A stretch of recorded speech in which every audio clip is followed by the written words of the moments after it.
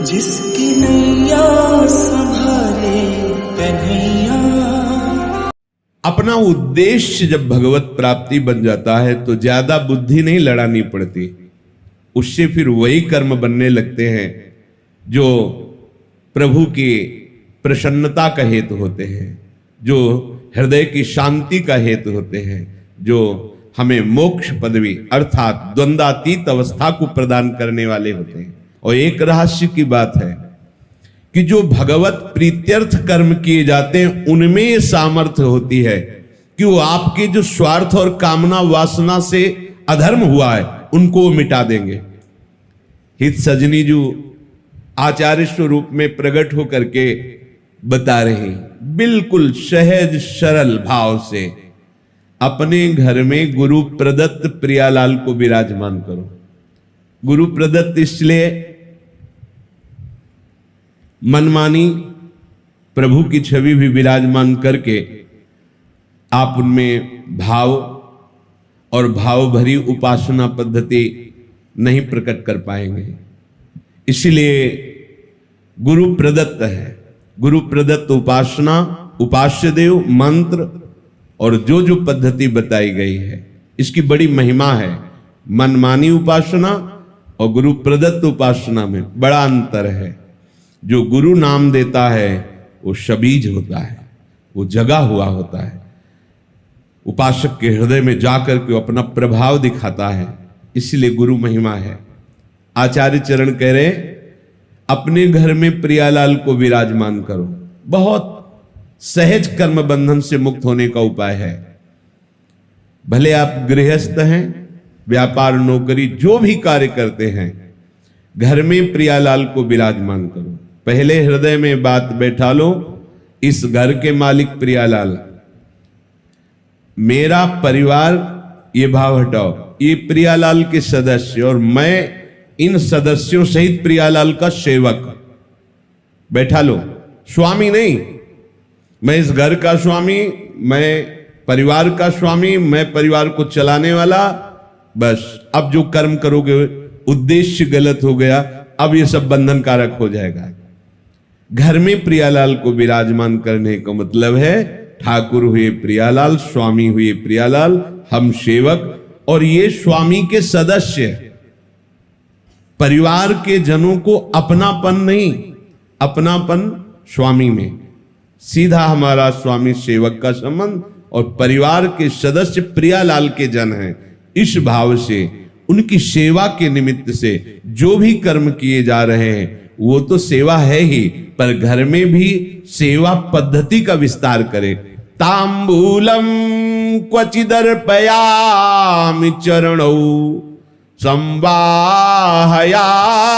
क्वचिन मालाद्यै परिमंडे क्वचिदहो संवीजयामि क्वचित कर्पूरादि सुवासितं क्वच पुनः सुस्वादु चाम्भोमृतो पायाम्येव गृहे कदा खलु भजे श्रीराधिका माधवौ। गृहे अपने घर में विराजमान कर श्री राधा माधव को मंगला से सेवा प्रारंभ करें।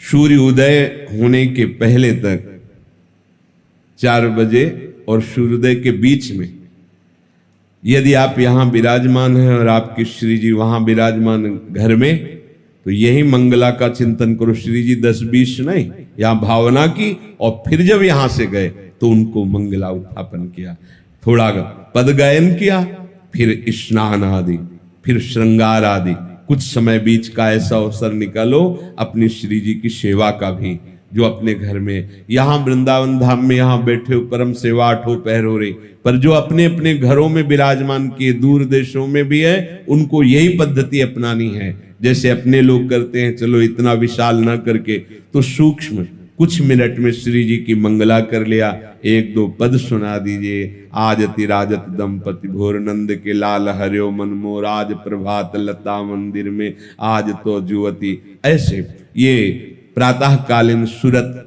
प्रेम के रस भरे पद हैं, इनको सुनाए। फिर श्री जी को स्नान कराइए, जिससे नाम सेवा है, स्नान कराइए। और सुंदर सुंदर चंदन घर्षण करके श्री जी की पत्रावली कीजिए। श्री जी को भोग पवाइए, श्री जी को तांबूल पवाइए। भोग लगा रहे, थोड़ी देर पंखा लेकर के ऐसे झल रहे, ऐसे दिनचर्या। जब श्री जी को शयन कराए, उनके चरण दाब रहे। अगर 4 फूलों की व्यवस्था हो जाए तो ऐसे फूलों की पंखुड़ियां बिछा दी, नाम को विराजमान कर दिया, भावना किया, प्रिया प्रीतम शयन करे, उनके चरण चाप रहे। हम अपने घर में जब लाडली जी को स्वामी मान लेंगे तो जितने भी कर्म हो रहे हैं वो सब उनके निमित्त से माने जाएंगे। सेवा, व्यापार, नौकरी, कर्म बंधन से मुक्त होने का सहज उपाय। अपने घर में जो ठाकुर विराजमान है उनको मालिक मानिए। अगर आप नौकरी करते हैं तो महीने में जो पेमेंट आती है वो पहले उनके सामने रखिए। ये महीने भर की सेवा का, हाँ बिल्कुल, सुबह जाइए, शाम के आइए, प्रणाम कीजिए। इतनी देर आपकी सेवा के निमित्त से जो कर्म हुए, हे लाडली लाल आपके चरणों में समर्पित। प्रतिपल आप देखना, कोई भी विघ्न ऐसी उपासना करने वालों के यहां अपना अधिकार नहीं कर सकता। बुरा प्रारब्ध भी अधिकार नहीं जमा सकता, क्योंकि वो घर लाडली लाल का है। देखो पूरी लंका जल गई, विभीषण का घर झुलसा भी नहीं। क्यों? क्योंकि उसमें प्रभु का नाम विराजमान है। दीवालों में नाम अंकित किए हुए, उनमें प्रभु का भक्त रहता है। जहां नाम कीर्तन होता है, नाम कीर्तन का बड़ा प्रभाव है। सबको अपने घर में नाम कीर्तन करना चाहिए, बहुत मंगल होगा, बहुत मंगल। 10 मिनट ही सही, परिवार के 4 सदस्य बैठकर यदि नाम कीर्तन करोगे तो परिणाम देख लेना। हमारे जो वो कर्म हमें नष्ट करने के लिए तैयार बैठे हैं, उनको नाम कीर्तन रूपी महान कर्म नष्ट कर देगा। यदि हम अपनी केवल स्वार्थ बुद्धि से, इसमें बहुत सूक्ष्मता से देखा जाता है। जैसे गृहस्थ में अतिथि सत्कार, साधु सत्कार की बड़ी महिमा है, करना ही चाहिए। यदि आप गृहस्थ हैं, आपके घर के दरवाजे पर कोई भिक्षुक आता है तो आप उसकी अवहेलना नहीं कर सकते। ए चल, ऐसा नहीं। अगर ऐसा किया तो उसके जितने दुष्कृत हैं वो सब वहीं छूट जाएंगे। शास्त्रीय सिद्धांत है। मृदु वचन बोलिए, राधे श्याम कहिए, क्या आज्ञा है। अब वो जो मांग रहा है, अगर आपके पास सामर्थ्य है तो दे दीजिए, नहीं दैन्य होकर उत्तर दीजिए, राधे श्याम हमारी सामर्थ्य नहीं है, आप पधारिए, आगे कहीं मांग लीजिए। ऐसा आप वहां गलत भावना करके, ए भिखारी है चल भाग यहां से, बिल्कुल ऐसा नहीं, बिल्कुल ऐसा नहीं।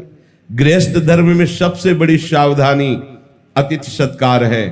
कोई भी, भले कोई पाखंडी आया है, आप दरवाजा मत खोलिए, पर बाहर से राधे श्याम, वो कुछ भी बोल रहा है, हाँ हम तुम्हें 2 रोटी दे सकते हैं, अगर आप नहीं तो हमारे पास आगे धन की व्यवस्था या और जो आप मांग कर रहे हैं हम नहीं दे पाएंगे, आप जल पी लीजिए, आप रोटी ले लीजिए। वो भी घर में जब कोई पुरुष सदस्य हो तो गेट खोलिए, नहीं तो ऐसी व्यवस्था रखिए कि गेट के अंदर से ही दे दीजिए। सावधानी, समय का जैसा स्वरूप होता है वैसी ही मर्यादा रखनी चाहिए।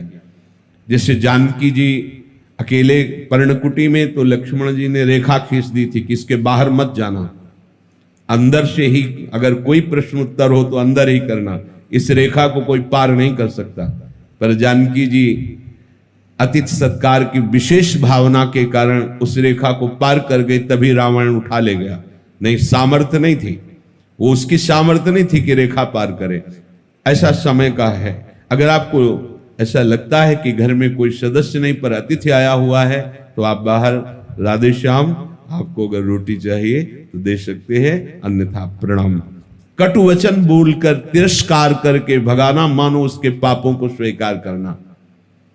दूसरी बात, जैसे कोई संत आया है, आप जिसका परिचय भी जानते हैं, आप आदर पूर्वक उससे बैठाला, मृदु शब्दों का प्रयोग किया, और 4 लोगों को बताते कि हमारे घर में संत आते हैं तो हम ऐसा ऐसा ऐसा करते हैं, उससे आपके अभिमान को सुख मिलता है। अब ये कर्म कल्याणकारक नहीं रहा, ये बंधनकारक बन गया। ध्यान दीजिए, जो हम 4 लोगों से कहकर बड़ाई पाने की इच्छा से अपने कर्मों को प्रकाशित करते हैं, तो बड़ा सात्विक कर्म किया हुआ भी वो बंधनकारक बन जाता है। और प्राय अहंकार पचने नहीं देता। हम वृंदावन में गए थे, इतने का भोग लगाया था, इतना बिहारी जी को भोग लगाया, इतने संतों को पवाया, ऐसा किया वैसा, ये अहंकार का पोषण हो रहा है। अब वही कर्म तुम्हारे बंधन, शुभ बंधन जैसे अशुभ बंधन, ऐसे शुभ बंधन कारक बन गया।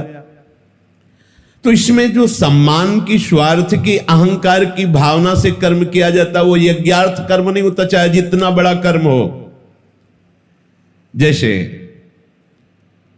शास्त्रों में पाया गया है कि यदि अपने कल्याण के लिए गुरुजनों से, संत महापुरुषों से सभा में प्रश्न किया जाए तो प्रश्नकर्ता और उत्तर देने वाला दोनों पवित्र होते हैं।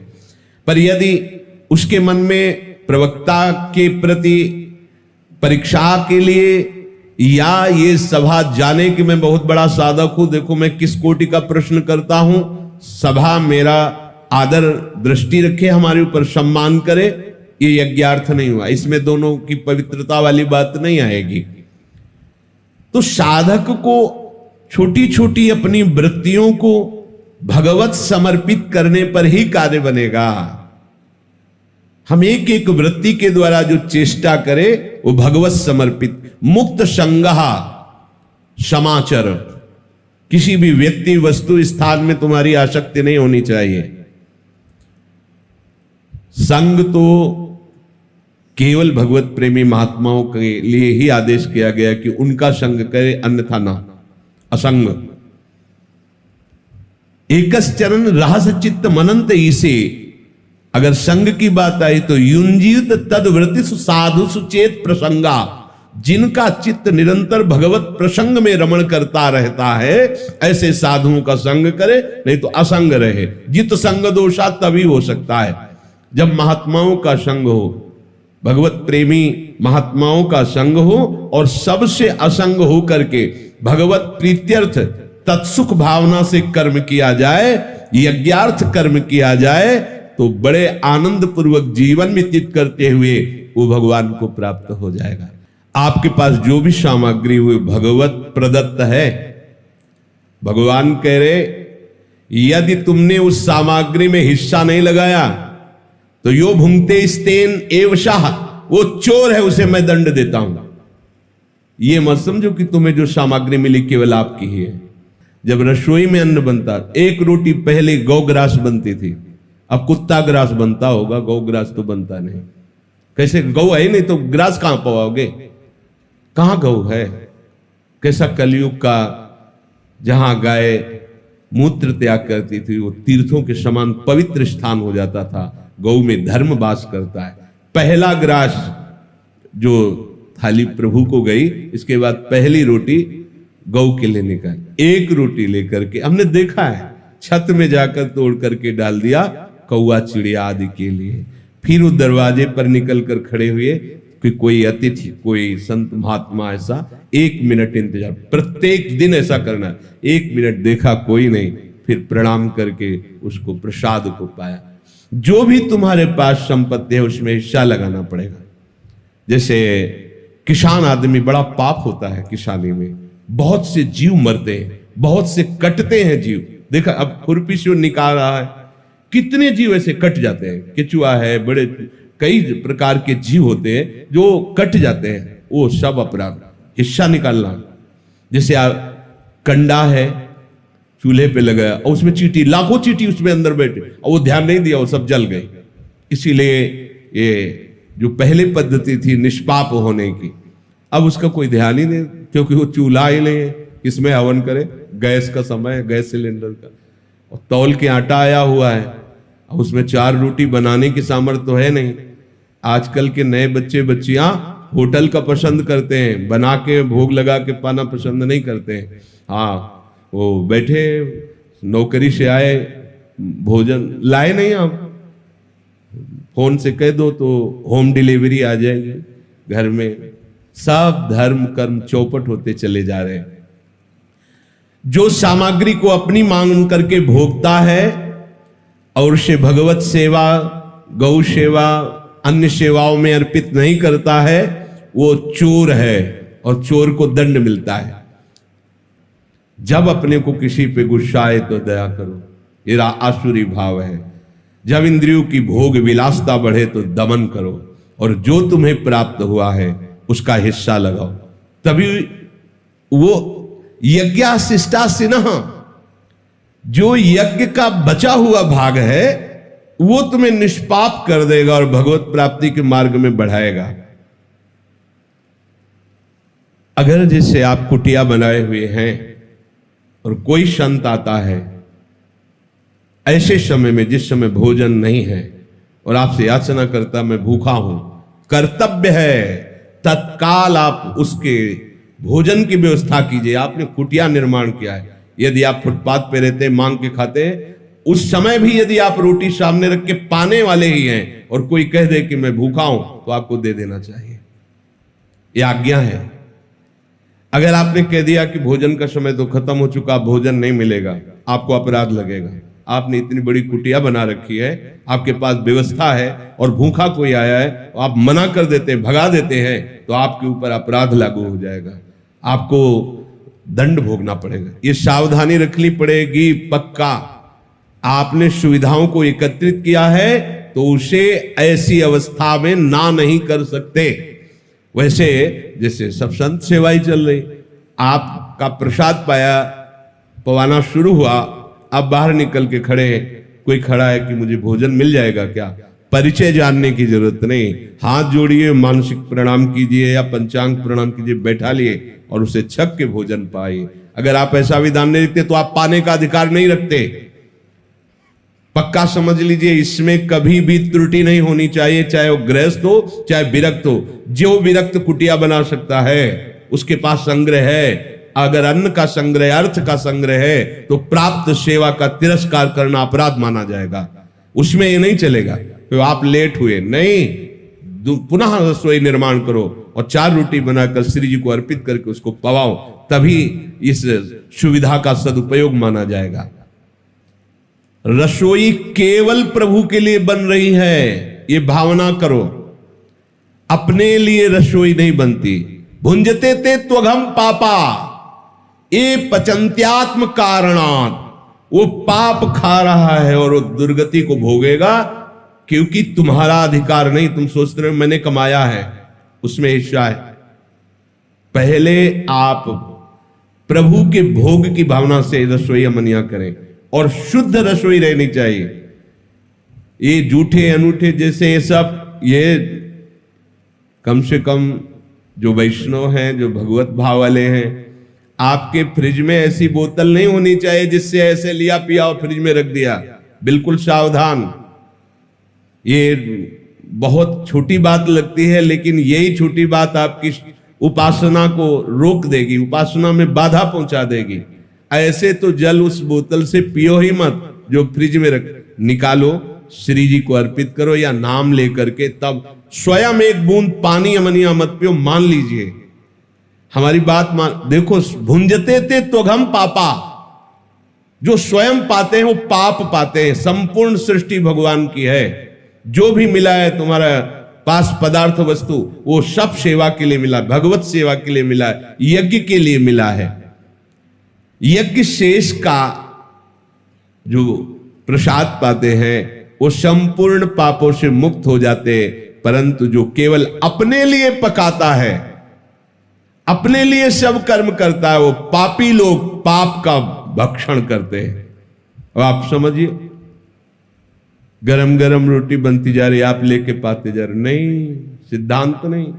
पहले श्री जी बोले नहीं, हमारे यहां उसमें जाते हैं, ऑफिस में जाते हैं, तो तुम्हें पता है ना कै बजे जाते हैं, तो आप 30 मिनट पहले रसोई तैयार क्यों नहीं कर लेती? पहले भोग की थाल निकालिए, श्री जी के पास पधराए, फिर उनको बैठा लिए, नाम कीर्तन कीजिए, उनको पवाइए। अगर ऐसा नहीं तो आपका जीवन पाप में, भगवान कह रहे भगवद वाणी भुंजते ते त्वघम पापा, जो यज्ञ शेष अर्थात भगवद अर्पित किया हुआ प्रसाद पाते हैं, वो संचित प्रारब्ध और क्रियमाण तीनों को नष्ट करने की सामर्थ्य रखता है। देखो, पाना भी है और साधना भी बन गई। कैसे अपने लोग हैं हम? अगर कोई फल लेते हैं, सब्जी लेते हैं, कोई भी पदार्थ वस्तु लेते हैं, हमें पहले भावना करनी है ये श्री जी के लिए अच्छा रहेगा, ये ठाकुर जी के लिए अच्छा रहेगा। लेकिन आज की भावना क्या है?